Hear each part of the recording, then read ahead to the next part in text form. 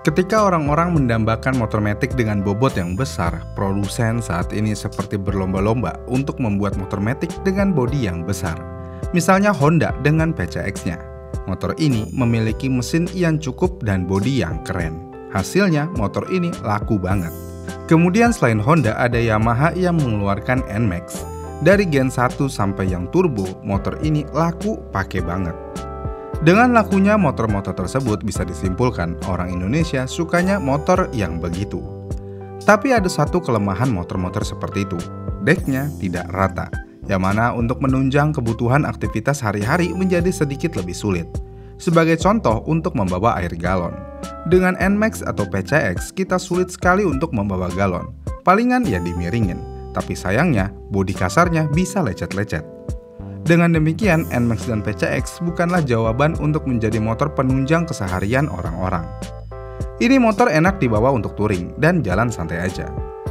Dengan kebutuhan yang tinggi ini, akhirnya ada satu produsen yaitu Yamaha yang menyadari hal ini. Mereka ingin membuat motor yang besar mirip NMAX tapi memiliki dek rata untuk menunjang aktivitas hari-hari.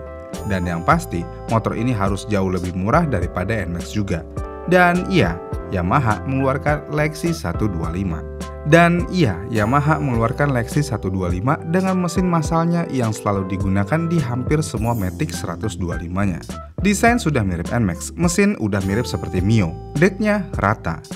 Harapan Yamaha sangat tinggi dengan motor ini, tapi sayangnya motor ini kurang laku. Pertanyaannya, kenapa Yamaha Lexi kurang laku? Mau yang 125 ataupun yang 155 tetap aja kurang laku. Kenapa? Pertama kita bahas dulu yang 125. Masalah pertama motor ini kurang diminati adalah mesinnya. Jika motor ini digunakan untuk touring dengan motor Yamaha lainnya seperti Aerox ataupun NMAX nih, maka motor ini kedodoran dari segi tenaga dan lainnya. Jadi ya tentu aja, motor besar harus diimbangi dengan mesin yang besar. Selain mesinnya, bagasinya juga kecil banget ternyata, tidak sesuai dengan kelasnya, yaitu Maxi. Kalau Maxi, harusnya joknya lebar dan dalam sedalam lautan. Selain itu, walaupun mesinnya 125cc, tapi kompresi mesin ini cukup tinggi, yang mana pada akhirnya motor ini harus meminum bensin dengan oktan yang lebih tinggi. Yang mana pada akhirnya lagi, ini kurang disukai juga. Ngapain motor 125cc menggunakan bensin beroktan tinggi? Pertalite lah, kalau ada premium, ya premium aja. Sepandai-pandainya tupai melompat, pasti tercium juga bangkainya. Nah itu. Selain itu, desainnya yang nggak bisa semua orang terima. Oke, desain ini memang perspektif masing-masing, tapi banyak yang setuju kalau Lexi 125 ini cukup kurang menantang. Misalnya dari batok lampu ke spakbornya, motor ini jauh banget jaraknya yang membuat seperti motor kurus dari depan. Selain itu, lampu belakangnya banyak yang berpikir lampunya mirip seperti Mio yang dimelarin aja. Enggak lampunya aja, tangki bensinnya pun kecil layaknya Mio yang hanya bisa nampung 4,2 liter, yang mana pada akhirnya ini seperti membuat motor ini menjadi terlihat boros. Dan terakhir, posisi berkendara yang kurang nyaman. Dengan jok yang terbilang tinggi dan stang yang cukup nanggung, motor ini tidak memiliki gaya berkendara yang nyaman. Dan hasilnya, Yamaha nyerah juga dengan motor ini karena ternyata tidak bisa membantu penjualan dan Yamaha memberikan mesin baru dan tampang yang lebih segar dengan mengeluarkan Yamaha Lexi 155 VVA. Keren gak tuh Yamaha Lexi 155 VVA? Ketika diluncurkan, motor ini mendapatkan sambutan yang cukup baik. Namun, lambat laut, entah bagaimana motor ini seakan-akan sudah dilupakan gitu aja oleh kebanyakan orang lagi. Kenapa Yamaha Lexi 155 masih kurang diminati oleh kebanyakan orang, padahal sudah lebih bertenaga daripada sebelumnya? Jawabannya, desain. Desain Yamaha Lexi dinilai kebanyakan orang nanggung dan cukup aneh. Kenapa? Ternyata dek rata di motor bergaya Maxi sepertinya kurang cocok untuk Indonesia. Kita setuju, Lexi ini gayanya Eropa banget dan di Eropa cukup laku dan favorit. Kenapa bisa? Ya karena orang Eropa sepertinya lebih mendahulukan fungsi daripada yang lainnya. Sedangkan di Indonesia sendiri lebih baik estetik daripada fungsi. Urusan angkat galon, selama tangan masih kuat, angkat aja pakai tangan. Buat apa beli galon pakai motor? Itu hanya untuk orang lemah. Kemudian selain desainnya, suspensinya juga jelek jika dibandingkan motor di kelasnya. Suspensi depan yang masih teleskopik dan suspensi belakang yang menggunakan unit swing dianggap oleh kebanyakan orang masih kurang mampu menyerap getaran dan guncangan dengan baik, terutama saat melewati jalan bergelombang atau berlubang. Jadi ya kurang nyaman. Selain itu, lagi-lagi posisi berkendara berperan penting di sini. Posisi berkendara Lexi 155 dinilai oleh kebanyakan orang kurang enak posisi berkendaranya. Kenapa bisa? Ya, seperti sebelumnya, tinggi tempat duduk motor ini mencapai 785 mm. Dan hal ini membuat beberapa pengendara merasa kurang nyaman dan kesulitan saat harus berhenti dan menapak di tanah. Selain itu, kualitas materialnya ya juga kurang bagus di beberapa bagian. Beberapa pengguna melaporkan bahwa material plastik pada bodi dan panel instrumen terasa kurang solid dan rentan terhadap goresan atau kerusakan.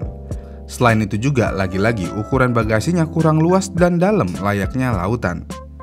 Kemudian juga sistem pengereman Lexi dinilai kurang bagus juga. Meskipun Lexi 155 sudah dilengkapi dengan sistem pengereman cakram di bagian depan, namun beberapa pengguna merasa kinerja pengeremannya masih kurang optimal, terutama di bagian belakang yang masih menggunakan rem tromol. Kemudian selain itu, walaupun sudah menggunakan mesin 155 VVA dan memiliki putaran atas yang cukup mengesankan, namun putaran bawah motor ini dinilai cukup buruk yang menyebabkan motor ini menjadi sedikit lemot jika dibandingkan dengan motor lain di kelasnya. Dan hal ini bisa dirasakan saat akselerasi awal, di mana motor membutuhkan waktu lebih lama untuk mencapai kecepatan yang diinginkan. Dengan lemotnya akselerasi bawah, ini tentu aja membuat motor agak menggerung, dan jika motor menggerung maka motor akan memakan banyak bahan bakar yang pada akhirnya Yamaha Lexi dinilai menjadi lebih boros daripada motor lain di kelasnya. Dan terakhir yang paling mempengaruhi adalah harga dan kurangnya promosi.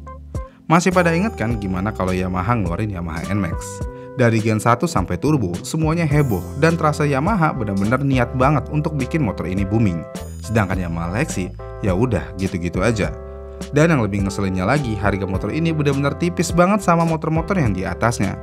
Kita ambil contoh untuk varian Lexi yang standar. Menurut website Yamaha, harganya ada di Rp25.805.000. Kemudian untuk versi S version ada di Rp27.305.000 dan versi tertingginya ada di Rp30.355.000. Yang mana harga ini hanya terpaut tipis dengan Aerox 155 VVA. Harga Aerox dimulai dari 28 juta dan termahal di 31 jutaan. Bedanya cuma 1 jutaan aja sama Lexi.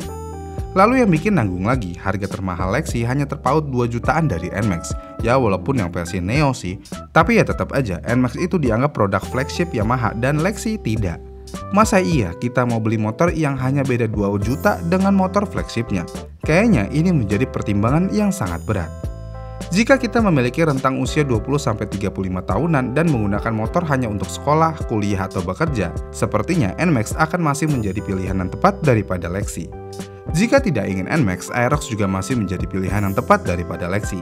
Jadi ya sepertinya Lexi tidak cocok untuk orang yang memiliki aktivitas sekolah, kuliah, atau bekerja tanpa mengangkat beban. Namun untuk kebutuhan komersial, misalnya angkat galon, belanja ke pasar, dan lainnya, Yamaha Lexi adalah pilihan yang tepat. Tapi ya sekali lagi, dengan perbedaan harga yang tipis dengan motor flagship, tetap aja hal ini bisa menjadi pertimbangan yang sangat-sangat berat. Salah satu contoh pertimbangannya adalah ke pasar bisa aja pakai NMAX, angkat galon ya bisa aja pakai NMAX. Ya intinya orang lebih memilih motor flagshipnya daripada motor serba nanggung ini. Jadi intinya Yamaha Lexi ini dari awal lahir sampai sekarang motor ini serba nanggung. Nanggung di mesin untuk versi 125, nanggung di desain untuk versi 125 dan 155, nanggung di harga untuk versi 155 dan lainnya. Semuanya serba nanggung.